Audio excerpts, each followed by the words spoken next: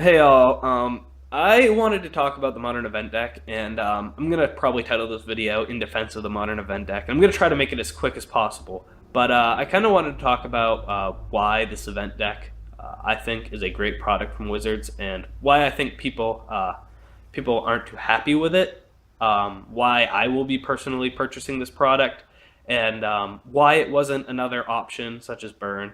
I'll probably make a broad statement about the future of Modern, the future of reprints uh, of the very expensive cards. Um, but that'll be towards the end of the video, and I'll probably save that for another video, another vlog, or something like that. But as you can see, I took a bunch of notes about why I think this is a great product and why I think people are angry. I mean, it's kind of obvious people are angry because there's no Fetchland, there's no Bob, there's no big splashy card. But I think if Wizards had printed a big splashy card, yes, that might have helped the pockets of some people, but it wouldn't have sold at MSRP. If they had made a mono green deck, which ran good uncommons, might see Fringe play in Modern someday, but like Experiment 1 and Burning Tree Emissary, and just a bunch of uncommons, common green cards, and then just thrown one Goyf in there and made it like a mono green aggro deck. Um, the the product would have sold for way above the $75 MSRP. Uh, it would have been bought by local game stores at their costs, and the local game stores or online retailers would have charged a ridiculous amount for it. And I'm not saying I actually am against that. I'm all for people making money if they can. It's economics, it's capitalism. They're allowed to do it. Good for them if they make money. Anything to help them stay in business, and people will still buy it. We've seen this with the Mindseize deck, with True Name Nemesis, and also with Modern Masters. By the end of Modern Masters, it was very, very expensive to draft. Uh, and you're even seeing it now with now that it's out of print, and it's been out of print for a long time.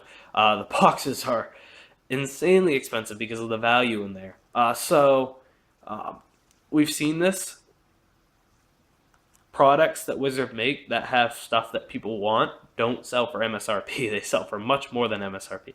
So with that in mind, the fact that they made a deck that has, at this point, it has about $200 worth of value in it, but the value will obviously decrease because of the reprinting and the availability of the cards. Uh, the reason I think this is really good is at about $200, you'll see a drop in price to where the $75 MSRP is viewed as good value, but the uh, the local game stores and online retailers will not be able to charge an outrageous amount of money over the MSRP to get people to buy it. So I think that not putting in a splashy card, I think that not that making this deck so that it has good value, yet people can't charge a ridiculous amount, was perfect for Wizards and their goal. Their goal wasn't to put one Tarmogoyf in here so people could buy four of them and get a playset of Tarmogoyfs for $400 instead of $700. The goal of that was to get a deck out there that could get people interested in the format and help them out a little bit. And one of the reprintings that I really like out of this deck, probably my favorite, is Inquisition of Kozilek. That card is sitting, or it sat, on February 28th, 2014. MTG Goldfish had that at $7.30 for an uncommon. And I can't remember how many, when I took my break from playing the game, how many I had just laying around. It was an uncommon. Opened a few booster packs, not really a booster pack opener, more of a drafter. But how many I had just laying around, and I said, "Yeah, you want them, buddy? I'm taking a break. I'm starting school. I can't I can't play Magic really." And then, oh, look at that, they're $7 now. So definitely a good reprinting, I think. I like it a lot because it sees play in a lot of decks. Obviously, the tokens build that we saw, it sees play in the rack decks, 8 rack I think it's called.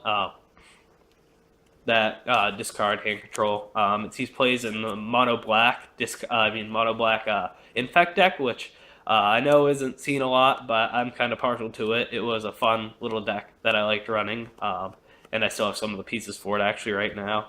Um, a modern version of Dead Guy Ale, I could see maybe running it. I know Dead Guy Ale is kind of like a tokensy hand control type thing, so it's very similar to tokens, but it's just a little bit different. The Rock, Jund, they all use this card. So taking a card that sits at $7, $8 right now, and with the reprinting, maybe it goes down to 5 or 6, still really helps out a lot.